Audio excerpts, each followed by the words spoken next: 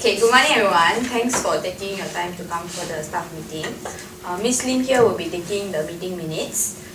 Today we are here to discuss cultural differences in the classroom, which has caused some tension among the children. Hopefully at the end of this meeting, we can come up with a conclusion on how to resolve a problem like this. I feel like this issue is really sensitive and we need to rectify it. So why don't we let Miss Lim, the K1 teacher, share about the incident. Okay, so actually during the Racial Harmony Day that just occurred, the children actually verbalized several cultural and racial stereotypes. So some of the children did not want to role play the different races when I asked them for the reason, they say things like, I don't want to be black, or like my mommy said that they're here to steal jobs. So as a result, the children have stopped socializing with peers of different races. That's quite sensitive issue. So what did you do, Ms. Lim? I actually just asked the children for their reasons and allowed them to switch groups with another group. Did you happen to do any follow-up on this incident? So like for example, you talked to them personally or explained to them that what they did was wrong. And did you hold any class meeting to address the issue? I didn't do like a follow-up or hold a class meeting because of the time constraints, but I was actually unsure of how to properly address the problem since it's such a sensitive issue. However, I think it's really important for me to address it because it's very relevant in our multicultural society and for us to avoid similar situations in the future. So, has anyone else had similar problems? And if you did, can you share what was it and how did you handle it? Yeah, actually for my class, I actually read to them a story about Singapore and like the different races that we have here. And however, I still feel that we still need to cultivate more awareness on the different races in Singapore. Why do you guys think that children make this kind of remarks? For the incident that happened in my class, the child claimed that his mother told him that foreigners steal local jobs. So I think the parents actually have like a very great impact on his thinking, a very big influence on his thinking. How about the rest of the teachers? What other factors do you think may have affected children's perception about different races in Singapore? I think there is a lack of awareness amongst the children. First of all, there is not enough curriculum on cultural diversity and thus children do not have the perception about this. Their only exposure may be the offhanded comments from their parents. While I have tried to teach the children about Singapore's cultural diversity, I still think there is much more improvement when it comes to emphasizing the importance of it. Yeah. What kind of type of awareness would you like to raise? I do agree with her that about the lack of awareness and also the emphasis on cultural diversity. And actually this is also because like we only emphasize or teach children about cultural diversity when there are festivals such as like Hari Raya, Deepavali, and Chinese New Year or even Racial Harmony Day.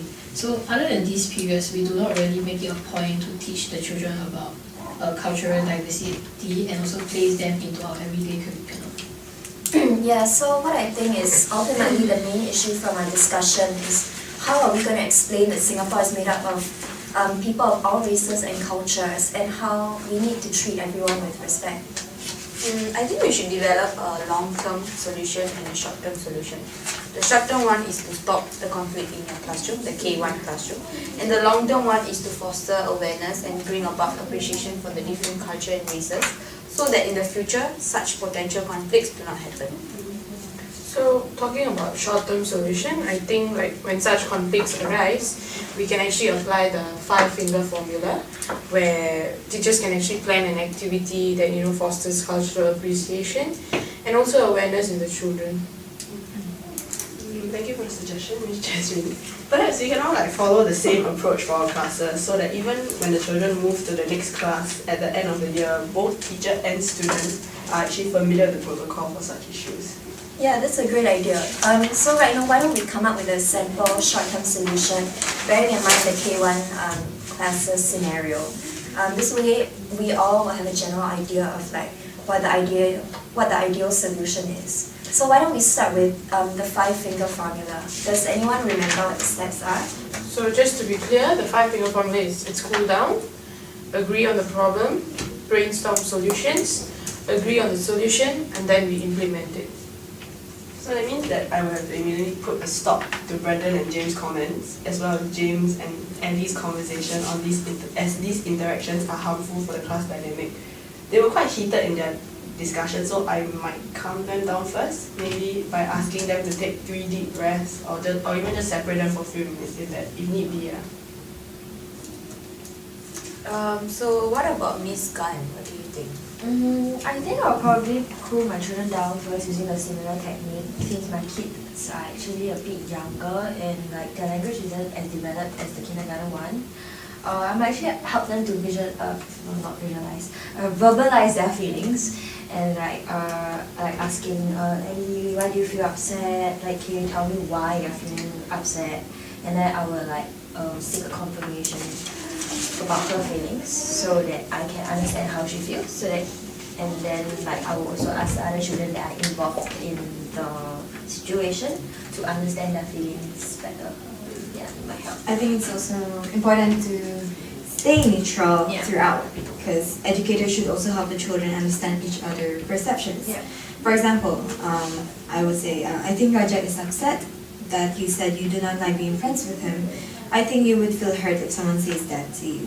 Wouldn't you feel hurt, Ali? So this will actually make Ali reflect on her actions and aid to developing empathy. So, how about you, Miss Wee?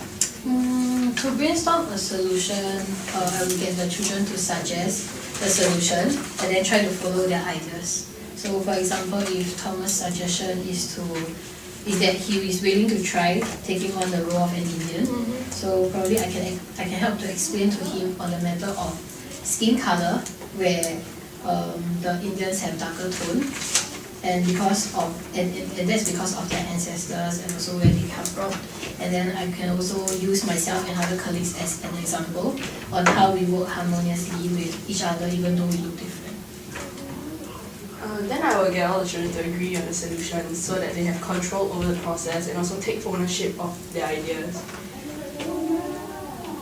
And then we will carry out our solution so that they will have control over the process. And we will carry out the solutions. I also provide my feedback on how they have carried out.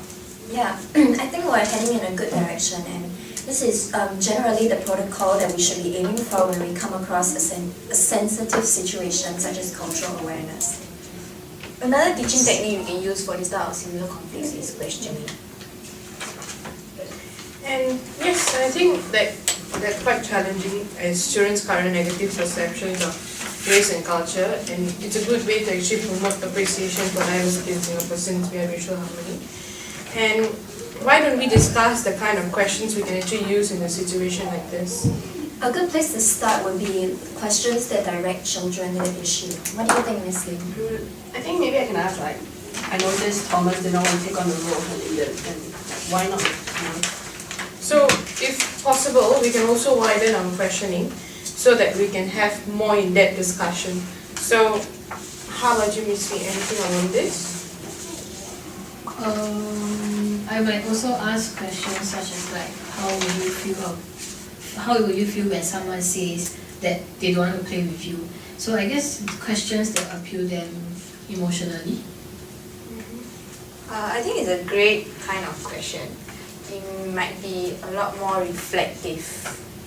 Okay, everyone, I think we've had a really productive discussion on how to manage this problem, both in the long term as well as in the short term.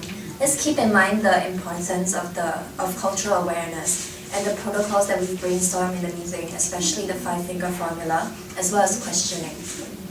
Okay, so thank you everyone for making your time to the meeting. Your meeting minutes will be emailed to you by end of this week. Thank you.